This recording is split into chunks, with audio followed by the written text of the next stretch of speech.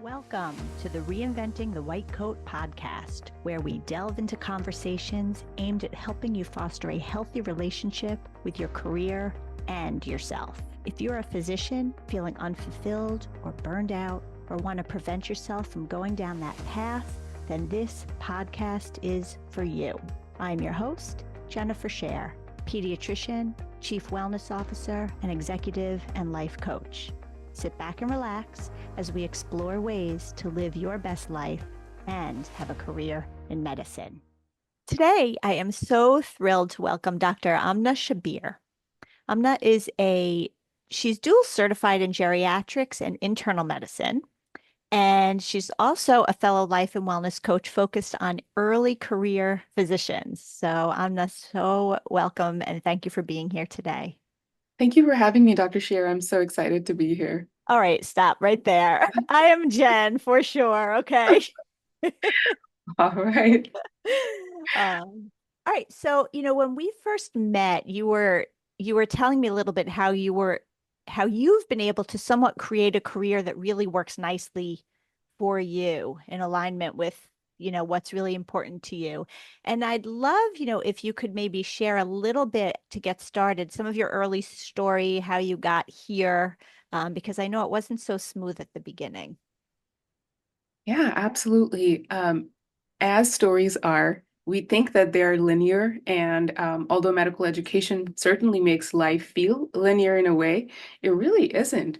So I never thought I would be a geriatrician. I wanted to practice primary care forever and just general primary care. And I was in the primary care track during residency. I graduated internal medicine primary care and started working full time as a primary care physician, which I did for almost 4 years. And even before the pandemic, I was crisp with burnout. Burnout settled quick and fast in the first couple of months when I started my work. Working in a traditional healthcare system as a primary care physician, we all know where this sentence will lead. And then in parallel, it's not just the work that you're doing, it's everything else that's happening in life. As an early career attending, I also at that time had an infant and then had my second child. I had both the times I had bouts of postpartum depression, and that was happening in parallel in tandem with burnout and everything else, and moral injury very much. So 4 years in, I almost was at my breaking point, and I said, okay, am I going to leave medicine all the way, or what still gives me joy in medicine?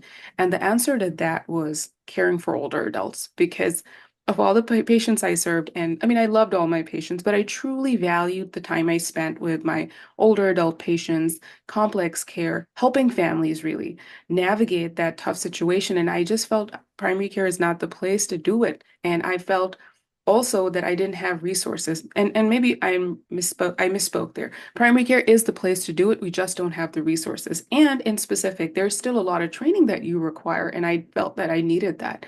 So my answer to burnout was to go back in medical training and get a fellowship in geriatrics. So after I did my fellowship in geriatrics, which in itself was an interesting experience after being an attending, going back to training, and you realize that uh, physicians in training don't have a lot of protections, but they do have some protections. But then physicians that are out of training don't have any protection in terms of boundaries and barriers to time and well-being and all those things. So that in itself was interesting. After my fellowship was done, I still felt that a zing of burnout was there. I was healing, but I wasn't healed all the way. And so I could not jump headfirst into clinical work. And for me, it was really difficult to tell myself that I'm going to go part-time clinically, but that was the right answer at that time. And I started working clinically part-time in the post-acute long-term care space in nursing homes and rehab facilities where I continue to practice right now. And I love that space because it allows me to be with my patients as long as I want to, and I am still able to provide care to their families, all those complexities that come with working in that space. So that's one part of the journey. So that's so interesting. And I'm going to just stop you there for a minute because, first of all, did you have somebody help you come to that realization that, when you're really sort of down and out, it can be sometimes difficult um, to go through the exercise that you went through, which is so important. It's, we all became doctors for a reason. And there's, when I talk to people, I always say, okay, what part of the job do you love? What's the part that do a little bit more of that and a little bit less of the other stuff to see if you can create something. So, did you have that insight yourself? Did you have family, friends? But like, how did you do that? Nobody does it alone. And there's many levels to the answer for that, which brings me to the second part of this conversation also because it was happening in parallel. So when I was about 13, 14 years old, I read The Seven Habits of Highly Effective Teens. Oh, And that's how I got introduced to a lot of personal development. And then after that, I was really drawn into positive psychology and how can you optimize your life. So there were so many concepts such as visioning, introspection, all these things that I was applying from a very early age. I told my mom that I want to, get deeper into this positive psychology thing. And she, like a very nice South Asian mother, physician mom, said, I don't understand that you're doing medicine. And yes, there was a part that really attracted me to medicine, but that part of me was there. The coach in me was there from a very young age. yeah. And subsequently, when all of this journey was happening, I had constantly been reading and applying a lot of things.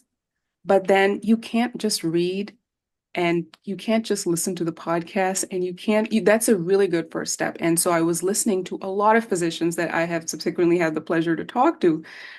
They were the positive voices in my head. I was reading positive materials, trying to keep myself on track. But to come to that conclusion, I needed the help of my own coach. And I was lucky to have been getting coached before the pandemic started. Hmm. And I had health challenges. And in my outlook, despite all of that, because I had that support system, it allowed me to step back. It allowed me to have that pause, that moment of reflection. Got it. Yeah.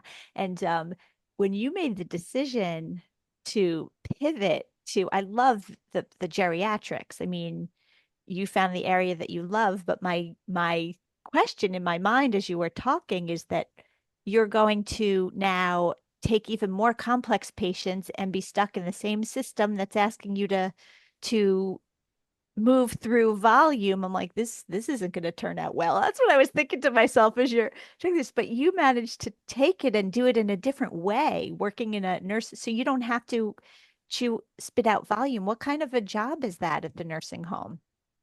So there is flexibility, but I will step back for just a second. And you're right.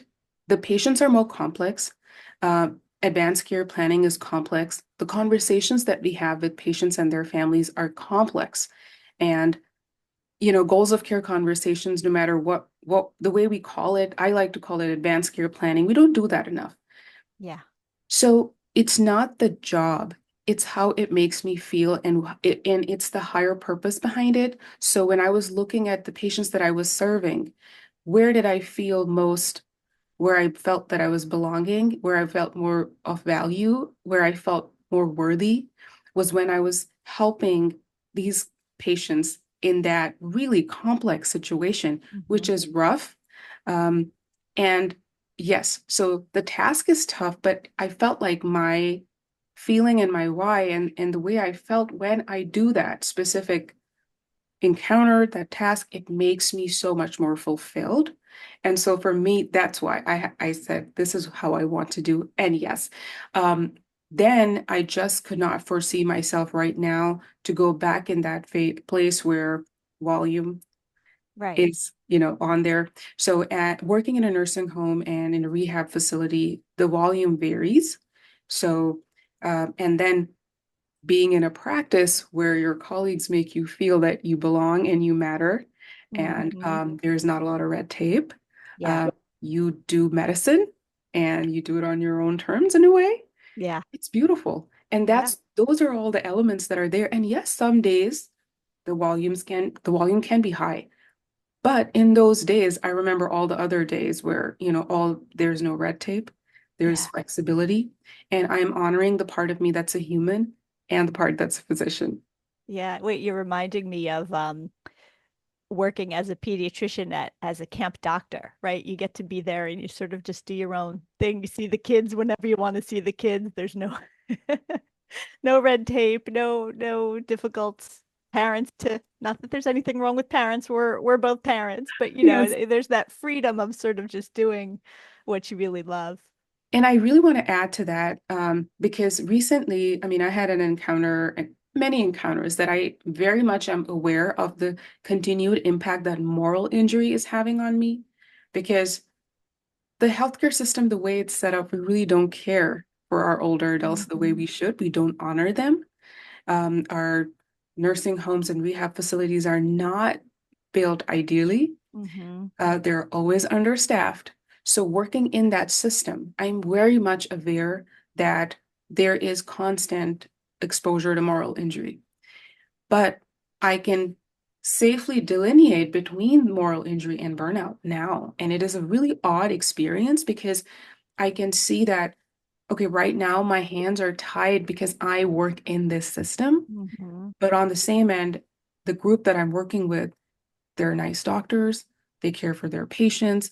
I am doing the best that I can, but there are certain things, and I'm recognizing where my limits are. I'm not being dumped with extra tasks that are all those, death by a thousand clicks situation. Yeah. I'm not dealing with that. Right. I'm also very much aware that this is the healthcare system that I'm working in.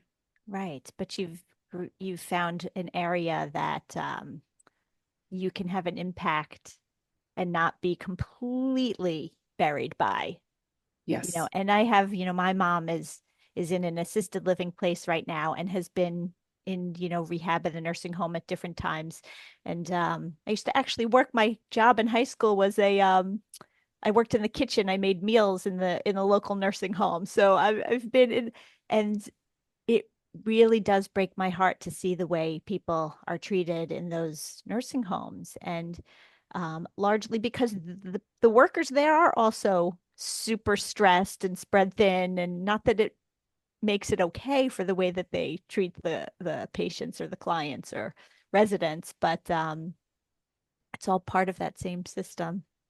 Yeah. The humanity is very much there. It's real. It's like having, because of all this introspection and the work that I have done and continue to do so, it allows me like all these places where I can pause and just look at the humanity of everyone.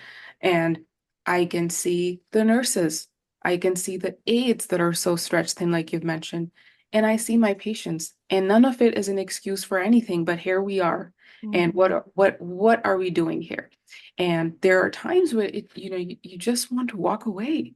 But then who's going to do this? And so I'm very much aware that and I'm not forcing myself to stay in a toxic space. It's just that I want to take care of my patients that are in nursing homes and rehab facilities. And there's a variety of the ways all these facilities are. From month to month, there's a variation that things are happening. But here's what I'm going to do. I'm going to take care of myself. I'm going to show up and I'm going to take care of my patients the best that I can. And these are my non-negotiables that I can't tolerate. And this is what I'm working within. So just like Yeah. having that awareness of my Right. humanity and of everyone else's allows me to operate better. Being aware of your non-negotiables is really so helpful because, especially doctors, we are no strangers to hard work. We can do hard things, but it's that big why and the purpose behind it that makes it either a passion or a torture, Yeah. right? And the work on being clear on where the red line is, and if this happens, then I'm going to find a different environment. But that's just great. I'm so glad that you have found that and the balance. So are you still part-time? Yes. So tell us a little bit about what you do, because I find it interesting that you're focused on the elderly in your medical practice, but then you focus on the early career doctors in your other side practice. So my clinical practice is 2 days a week, and the rest of the days are dedicated in helping early career physicians as well as other physicians. Really, I have clients that are older physicians as well, which allows me then introspection and perspection to bring to my early career clients. In a nutshell, why early career physicians? Because that's where I struggle the most. We are trained and we're going at 1,000 miles an hour. And then the train just stops all of a sudden in a very different kind of way. And the expectations completely morph overnight when you become an attending. But we're not equipped to handle that. And I'm so glad to see that now things are changing. And I'm very glad to be part of the solutions. So I founded the Early Career Physicians Institute, and coaching is one part of it. There are other ways we're helping early career physicians as well. So I'm trying to be the person that I needed when I graduated from training in that space. Yeah. Stats show that early career physicians are really struggling, and one of them is such as previously, residents after graduation would stay in their first job for about 5 years. Now that has dropped to less than 2 years, which is not a good statistic to begin with. Why is that happening? There are multiple reasons behind that. So really targeting how are we setting up our young attendings, our early career physicians for success is so, so important. And that's really why I'm focusing my energies over there. And other than between these two, like my clinical work and my non-clinical work, I'm also very active with advocacy wherever I can. I'm an ambassador for Dr. Lorna Breen Heroes Foundation, talking about mental health for healthcare workers.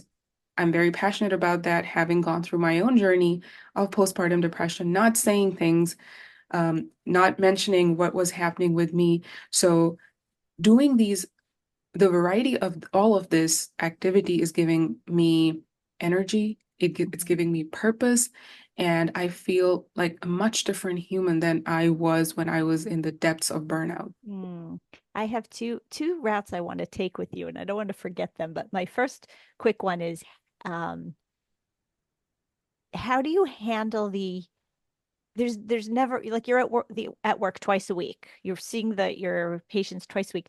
There's a never ending black hole of how many people need your help. How do you manage the emotions around how much work you're not getting to? Yes, that's a great question. And I will say that after doing deep work, after recognizing what I want in a job to begin with, what my values and what my vision is for myself and what my goals are, I intentionally work in a place where I have support. And I want to say that to start with, I have support staff, I have help with charting, I have a flexible schedule. So to begin with, I created all these safeguards around me. So then when I'm working in this place, I know that I will walk out at a sane time and I will not take home work with me. Hmm. And then I put all these guardrails around me, system changes that I could advocate for myself and create. They didn't just happen. I had to advocate for them. Second thing, when I walk into work, I realize there were many things that I wasn't doing before, such as closing that chart. You have to, finalize your assessment and plan at some point. I also started recognizing that there were specific parts of, I know I'm mentioning charting because it's such a pain for many of us. Um, when there were traumatic uh, encounters, and when I say traumatic encounters, as a physician, we go through so much more on the lines of moral injury again, and then you have to rehash all those conversations in your note. And I would try to avoid those conversations. And I realized that about myself, and I started facing that. I worked on that. So I started prioritizing and limiting my tasks. And I think that in a nutshell, the most important thing that came to front and center was boundaries of recognizing my innate autonomy and control. Because if I walk into work and I feel powerless and that what I'm doing doesn't matter, then I'm going to feel depleted and exhausted. Right. And if I know that my yesterday's work is now bleeding into today's work and tomorrow is pretty much going to look the same way, then that energy that I carry with myself is so bad. So I put the safeguards of the system in place. Then I walk into the system. I know that I am empowered. I'm in control. I can do the best that I can do right now and acknowledge that there's so much that's outside my control. So Mhm. then you do your best, one patient after the other, after the other. And at the end of the day, and here's what I never did. At the end of the day, you ask yourself this question, how was today a success? And then you close the chapter because every day is a success. Mhm. Yeah. How was today's success? Not what didn't I get done off of my to-do list? They leave you with very different energies. All right. So I jotted down so I wouldn't forget my second path that I wanted to go down, which is very different. But in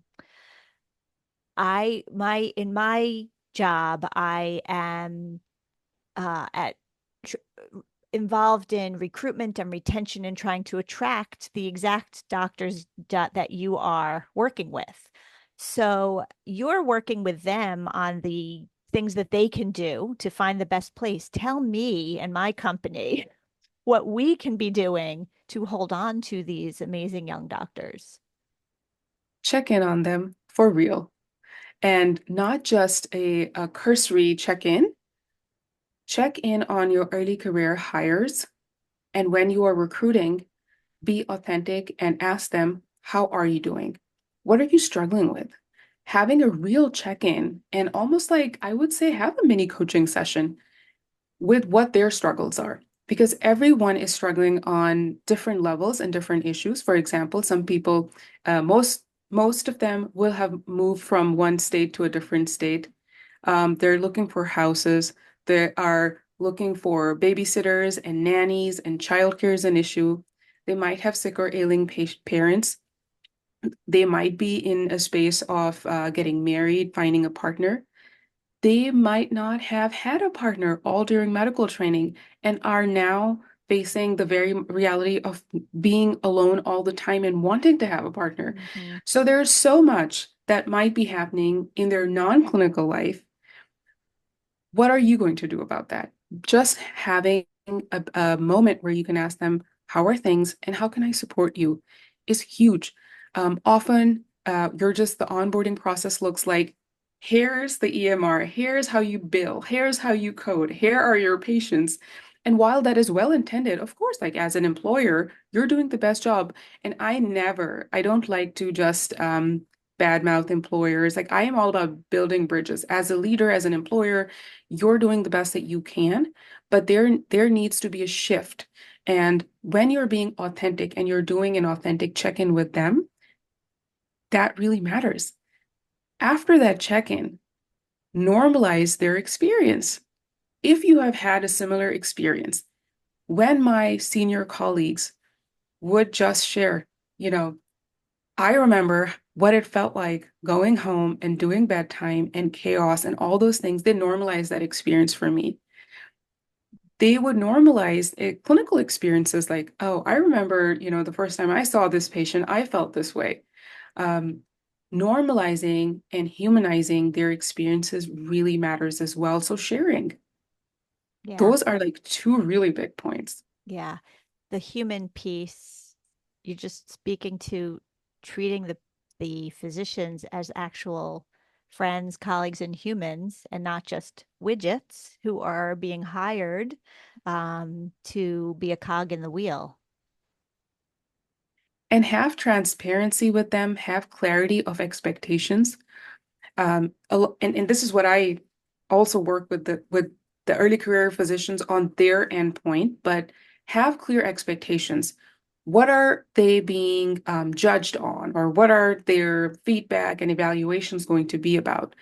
If, for example, they have a pay structure, they should also ask, and you can also help them clarify, here's how you're going to get that bonus. Here's what your pay structure looks like. Here is what the expectations are. If you hit metric X, you get Y. And here's what's going on. Be open with your feedback. If they are not doing something appropriate or they're not doing something well, be there to share honest feedback, specific feedback. That doesn't sound like I don't like you. Instead of that, be specific. When we have patients that come in with this problem, this is what the clinic workflow looks like. What are your thoughts? Are you struggling? How can I support you? So that specific thing is addressed instead of just creating this odd air around the new hire and then labeling them and then often infantilizing them in a very different way. Uh, don't say this is how medicine is practiced in the real world. These are actual codes that are set to early career physicians, treating them with respect and honesty. We all have imposterism. Mhm. And I know that, Jen, you work with older physicians and everyone is dealing with their own flavor. But when you are also in a very passive aggressive way, sort of disrespecting them, that's not really helping either. So honoring and recognizing their presence and being specific with feedback is also a really important thing. Yeah, it's funny because you just pointed out the fact that in my clinical work, I take care of little people in pediatrics, but in my coaching work, it's mostly late career, retire, approaching retirement physicians, and you do the exact opposite in your. Yeah, but there's so much that needs to be done and supported. We know haven't learned how to lead people and mentor people and coach people in the way that you're describing. And whether you are a leader in your company or your practice or wherever you are, just by being a more senior doctor, you really are. And it makes all the difference. No matter how busy I might be on any given day seeing patients, when I have younger, newer employees around, it's just so important to check in. And I find that even if you can't give them what they are asking for or what they want, if they at least feel heard and get a reason as to why you can't give them, then they stay engaged. Yes, because that's part of you being real and being honest with them and being honest about what is in your control and what is not in your control. Because honesty and authenticity will always help. And to that point, whenever I'm talking about the physician continuum, I'm talking about early, mid, late. What has happened to us is this: we have all gone through trauma during medical education and on a variety of levels where we are and medical practice, different ways. I mean, even if in the most ideal way, the work we do, we lose patients, we do things that are very high risk. So our nervous system is always on edge. So we have all been through a lot. So can we just have compassion for all of us and quit this trauma transfer cycle? That's what I call it. Because what you do to the younger physicians is what was done to you. So I have actually tremendous compassion for my mid and senior career colleagues. It's just that, can we just take a pause and be kind to everyone and honor the humanity in them and just be honest, just be real? Because, for example, if you have a lot of learners in your clinic and you have a lot of patients in your clinic and everyone's irritable because everyone's running behind and you have to teach and you have to do 1,000 things, just take 5 seconds of mindful self-compassion and recognize what's happening. And before you go do the changes, right? Then, of course, like trying to advocate for not having as many learners, not having as many patients, that's the next step. But in that moment, you can just be honest with the learner. You can just be honest with them, Mhm. here's what's happening. How can you contribute meaningfully to the clinic today? And here's what I'm going to do meaningfully. And sometimes also normalizing that the learner can go home. That's okay as well. Rest is okay. So all of this is, I think that we all need to have compassion, real compassion. We throw this word around so much, compassion, compassion. But if Mhm. you truly had compassion for your colleagues, it will show, and have compassion for yourself. Yeah, have for yourself. And oh my God, I just had literally as I was about to say one more thing, it just flew out of my head. And that's so frustrating because I really wanted to say something. Well, that will remind me to then ask you, let's talk about aging. Is that a sign of my Um, aging?